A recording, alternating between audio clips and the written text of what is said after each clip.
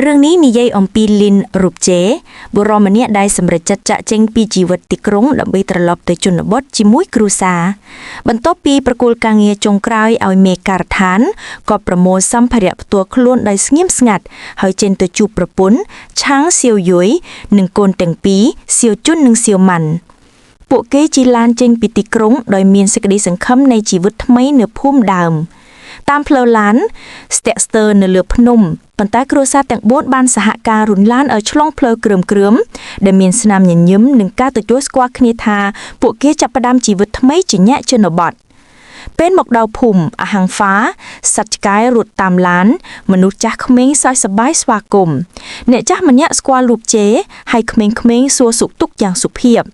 ស្ត្រីម្នាក់នាំពោតក្តៅៗមកផ្ដល់ឲ្យបង្កើនអារម្មណ៍កក់ក្ដៅក្នុងភូមិ